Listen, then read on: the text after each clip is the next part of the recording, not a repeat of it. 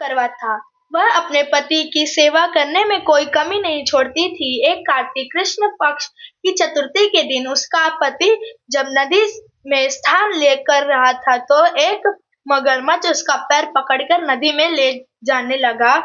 तब पति जोर जोर से करवा करवा कहकर पति पत्नी को मदद के लिए पुकारने लगा। पत्नी ने यह सब देखा तो उसने अपनी साड़ी से एक सूत खींचकर मगर की ओर फेंक दिया। वह उस सूत के धागे से बांधकर पति को आगे नहीं ले जा सका। करवा ने फिर धर्मराज को पुकारा। उस पतिव्रता की पुकार पर धर्मराज वहां प्रतिवत कहो क्या चाहती हो। करवा बोली, महाराज आप धर्मराज कहते हो और यह अधर्म हो रहा है। देखो मेरे पति नदी स्नान कर रहा था तो इस मगरमच्छ ने उसने पकड़ लिया है। अब आप उसे मरकर मेरे पति को बचाए। यमराज बोले, हे पुत्री, मगरमच्छ की आयु अभी मरने की नहीं हुई है, अभी उसकी आयु शेष है, इसलिए मैं इसको मित्र नहीं दे सकता। करवा बोली, भगवान आप धर्मराज हैं, आपका धर्म दुष्ट को दंड देने का है, फिर आप ऐसा क्यों नहीं करते। धर्मराज उसकी बातें सुनकर मौन थे। तब करवा फिर बोली, जो आप मैं ही मगरमच्छ को नदी सहित नष्ट कर देती तो। यमराज बोले, ऐसा मत करो पति प्रते, नदी के नष्ट होने से तो सभी प्राणी दुखी हो जाएंगे।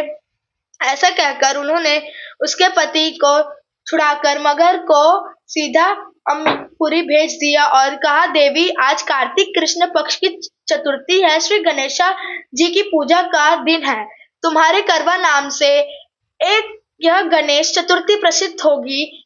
इस दिन जो सुहागिनें अपने पति की त्रियों के लिए चंद्रोदय होने पर अधर देकर पूजा करेंगी, उसकी इस व्रत के प्रभाव से संपूर्ण होगी। आज तुम्हारा पतिव्रत धर्म भी धन्य हुआ जो तुमने अपने पति के प्राण बचाए। उसी समय से यह करवा चौथ व्रत प्रसिद्ध हुआ है। चौथ माता जैसा पुण्य फल पतिव्रता करवा को अपनी कृपा के प्रदान किया, उसी तरह समस्त पतिव्रताओं को उनके करवा चौथ व्रत का फल प्रदान करे, उनके पतियों को एवं सुख प्राप्त करवाए। करवा चौथ की तीसरी कहानी, सती द्रौपदी द्वारा किए गए व्रत की कथा। एक समय पांडुपुत्र अर्जुन नीलगिरी पर्वत पर स्थापना करने चले गए।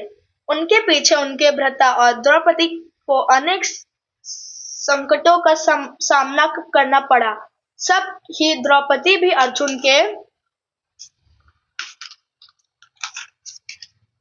अर्जुन के विषय में चिंतित रहने लगी। एक दिन द्रौपदी ने भगवान श्री कृष्ण का स्मरण किया और उनके दर्शन देने पर उनको अपने संकटों के विषय में बताया।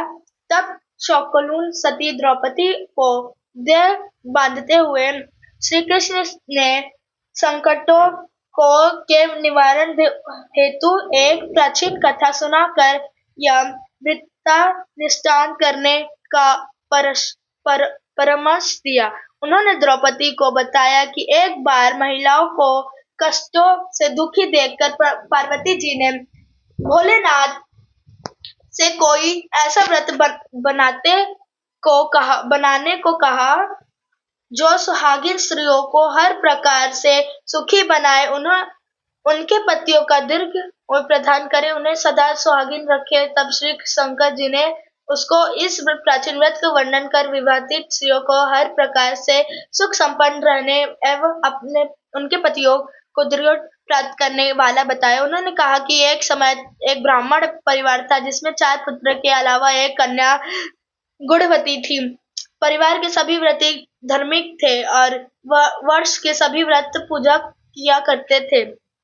एक बार कार्तिक कृष्ण चतुर्थी को माँ बेटी तथा लड़कों के बहुओं के करवा चौथ का व्रत रखा। सायंकाल एक वस्त्र पूजा की सत तैयारियां हो गई। चंद्रोदय होने की प्रतीक्षा हो रही थी। घर में पूरी पकवान बने थे।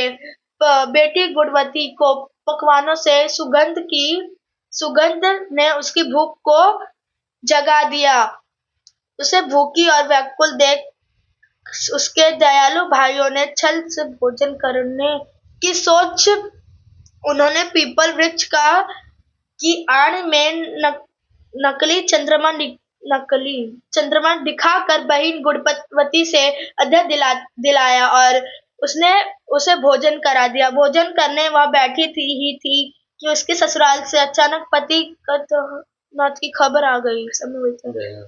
हाँ, वह चिंतकार करती हुई अपने ससुराल पहुंची थी तो वहां स्त्रियां तरह तरह की बात करने लगी। कोई बोली व्रत खंडिनी आ गई है, कोई कहानी अपने पति को ब्याह होते ही चुड़ैल खा गई।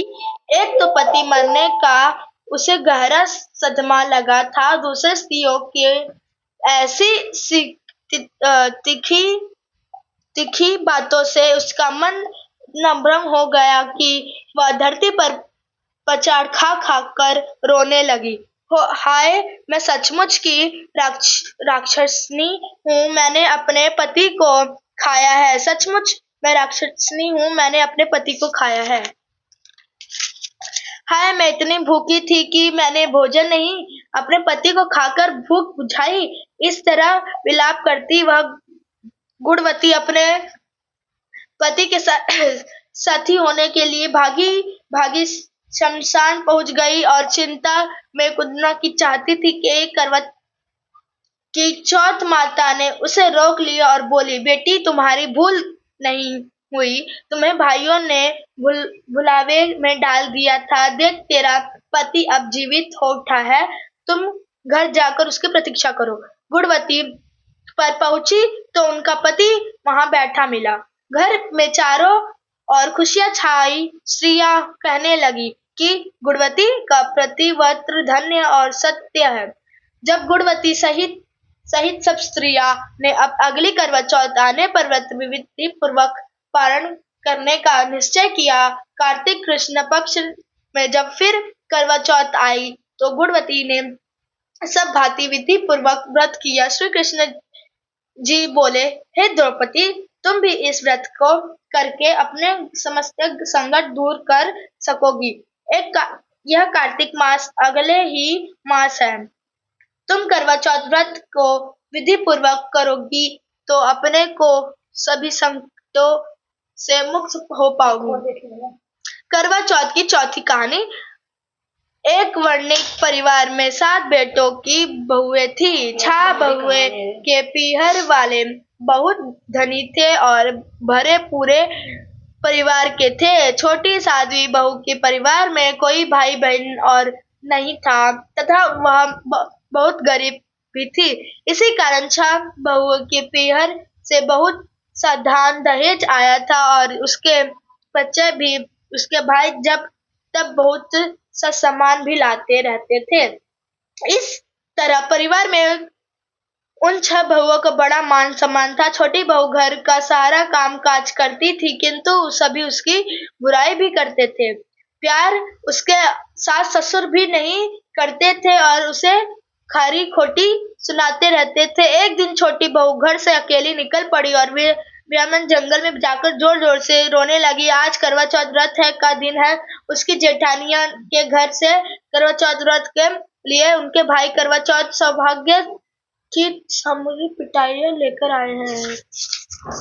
भाई का बहुत ज्यादा है 20 है।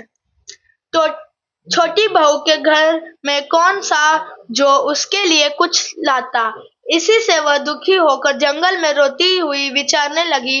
एक नाग उसके रोने को सुन रहा था। वह अपने बिल में से निकलकर उसके सामने आया और मनुष्य की बोली में पूछने लगा, बहन तुम क्यों रो रही हो?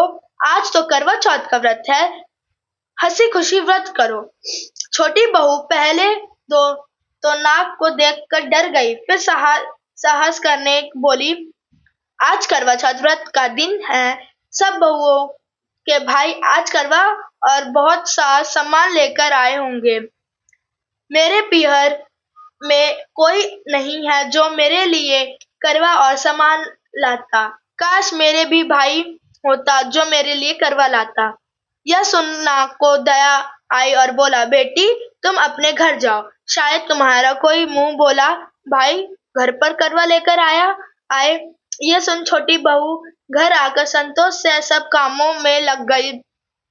कुछ देर बाद एक मनुष्य और छोटी बहू की सास से बोला, मैं तुम्हारी छोटी बहू का भाई हूँ। उसके बचपन में ही मैं बाहर जाकर रहने लगा था। अब घर आया हूँ। आज करवा चौथ है। मैं उसके लिए करवा और सुहाग पिटा पिटारी तथा कपड़ा लाया हूँ। सास ससुर और सभी बहुएं उसके लाए हुए बहुमूल्य सामान को आंखें फाड़ फाड़ कर देखने लगे। वह इतना सामान और इतना बेशकीमती। छोटी बहू ने प्रसन्न होकर अपने भाई का सत्कार किया और सास ससुर ने भी उसको प्रेम से भोजन आदि कराकर विश्राम करने को कहा। करवा चौथ का व्रत हंसी खुशी हो गया। अगले दिन छोटी बहू का भाई उसकी सास से बोला, माता जी मैं बहन को कुछ दिन घर ले जाकर रखूंगा, आप इसे मेरे साथ भेज दो। सास ने उसे प्रसन्नता पूर्वक उस भाई के साथ भेज दिया। वह मनुष्य रूप में नागों का राजा था। वह उसे ससुराल से अपने महल में लेकर आया और बोला, बहन तुम जितने दिन रह सको यह हंसी खुशी रहो। अपनी इच्छा अनुसार खाओ पियो और सारे महल में मर्जी हो वहां घूमो, लेकिन यह ख्याल रखना कि सामने वाली नाद का ढक्कन उठाकर कुछ देखना मत नहीं। छोटी बहू भाई के महल से आराम से रह रही थी। एक दिन जब भाई कहीं गया था तो उसने नाद का ढक्कन उठाकर देखने का विचार किया। सुने महल के नाद के ढक्कन को उठाया तो उसमें नाग के बच्चे इधर उधर घूमते मिले। जब उसे किसी के आने का आभास हुआ तो उसने जल्दी से उस ढक्कन को रख दिया। जल्दी जल्दी में ढक्कन रखने से एक नाग के बच्चे की पूंछ पर ढक्कन पड़ गया और वह उससे कट गई। शाम को नाग भैया आया। बहन ने सच बात कहकर अपनी गलती मानते हुए भाई से क्षमा मांगी। नाग भैया ने उसे क्षमा कर दिया। वह पूछ कटा नाग बंडा बंडा नाम से बड़ा चिढ़ता था। उसने एक दिन नागिन माँ से पूछा, उसकी पूछ कैसे कटी। जब उसने मालूम हुआ कि उसकी बहन ने नाद का ढक्कन जल्दी जल्दी में रख दिया था, सो उसकी पूछ कट गई। बंडा बोला, मैं उससे बदला लूंगा, मैं कुछ नहीं जानता।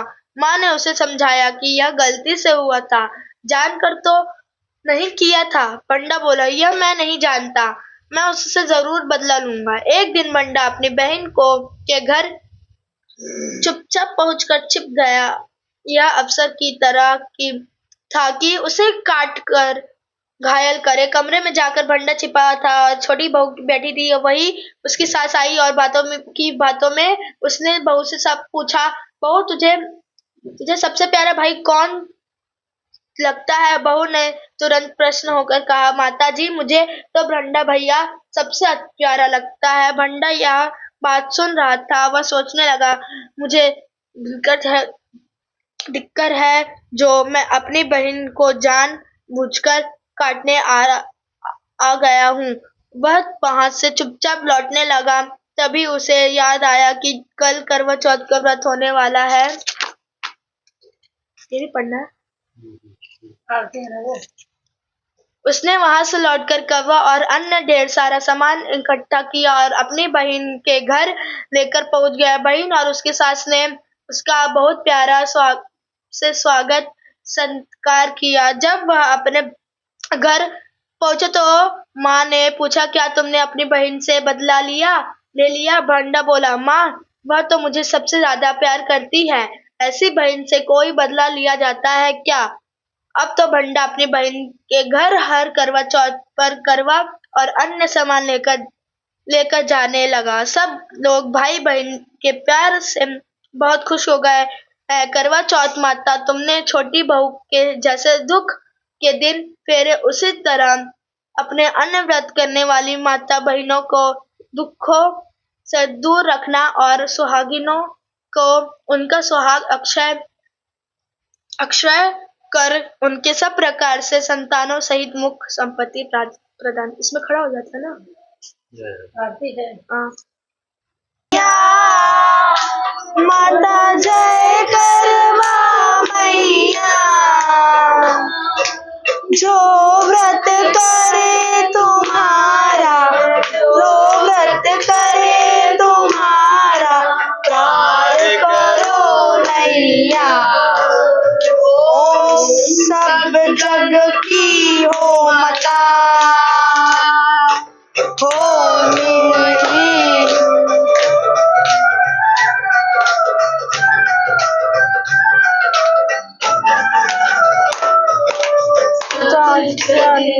पापा गलत है।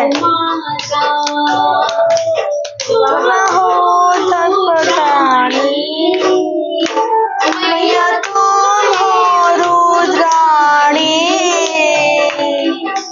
यश तुम्हारा गावत, यश तुम्हारा गावत, जग के सारे प्राणी। ओम करवा मैया,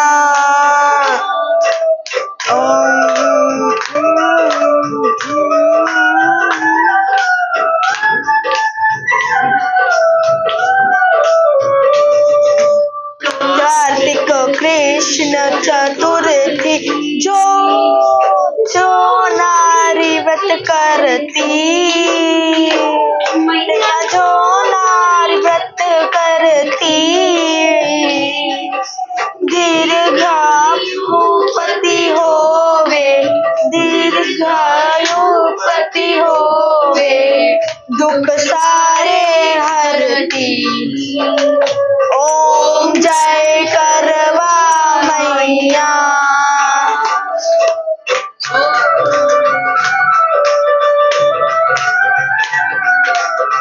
लाइव वीडियो। होए सुहागिन नारी, सुख संपत्ति पावे, मैया सुख संपत्ति पावे। गणपति बड़े दयालु, गणपति बड़े दयालु, विघ्न सभी नाशे।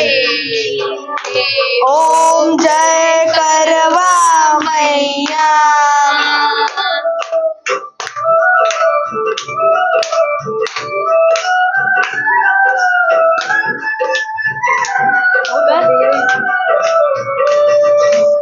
करवा मैया की आरती, व्रत कर जो गावे, व्रत कर जो गावे, व्रत उनका हो पूरन, व्रत उनका हो पूरन, सब भी सुख पावे। जय करवा मैया। ये भी गाते हैं मम्मी, पूरा गाना है। जय करवा मैया, जो व्रत करे तुम्हारा, जो व्रत करे तुम्हारा, पार करो नैया। ओम जय करवा मैया। हो गया, स्टॉप। बोलो करवा माता की जय, बोलो शारदा माता की गुरु चरण सरोज रगे,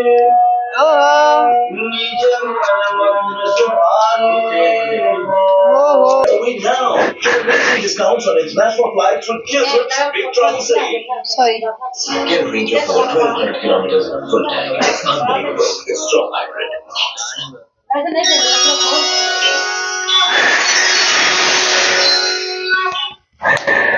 हमारा दोनों खाली आरती हो गया ना वही आरती हो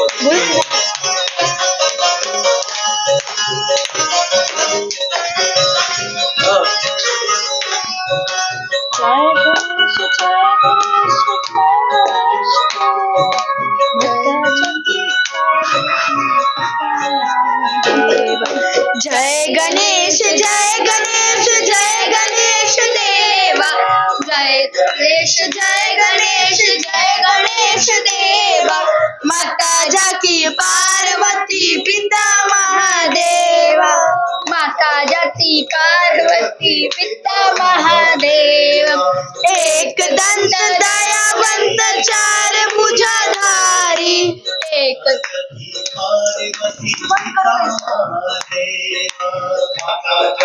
पार्वती पिता महादेव एक